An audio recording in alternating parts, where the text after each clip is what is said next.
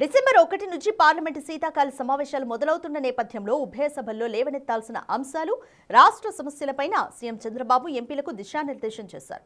ఈ మేరకు విజయవాడ క్యాంప్ ఆఫీసులో టీడీపీ పార్లమెంటరీ బోర్డు సమావేశం నిర్వహించిన సీఎం ఎంపీలకు పలు మార్గదర్శకాలు చేశారు. మోందా తుఫాను నష్టపరిహారం త్వరగా రాష్ట్రానికి అందేలా కృషి చేయాలన్నారు. కృష్ణా, గోదావరి జలాల్లో రాష్ట్ర వాటా, గోదావరి ట్రైబ్యునల్, సాగునీటి ప్రాజెక్టుల అనుమతులపైన కేంద్రాన్ని ఒప్పించేలాగా పార్లమెంటులో రాష్ట్ర గొంతుకను వినిపించాలని ఎంపీలకు సూచించారు. స్టేట్ ఇష్యూస్ తర్వాత జాతీయ ఇష్యూస్ రెండు కూడా మిళితంగా చేసి మన అభివృద్ధి కార్యక్రమాలు ఎలా జరుగుతున్నాయి వాటిని కూడా మనం వాళ్ళ దృష్టికి తీసుకెళ్లడం జరుగుతుంది. అలాగే మనకున్న సమస్యలు,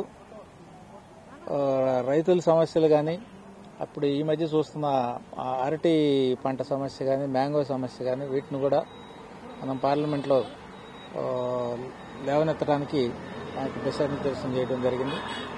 సో ఇంకా ముఖ్యమైన విషయాలు ఏమేమి ఉన్నా కూడా మొత్తం వీళ్ళు గైడెన్స్ తీసుకొని అందరం యునైటెడ్గా అక్కడ ప్రశ్నలు లేవనెత్తడం కానీ లేకపోతే డిబేట్లో పాల్గొనడం కానీ జరుగుతుంది.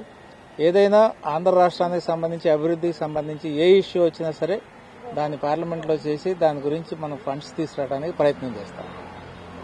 ఇదే బ్రీఫ్గా జరిగింది.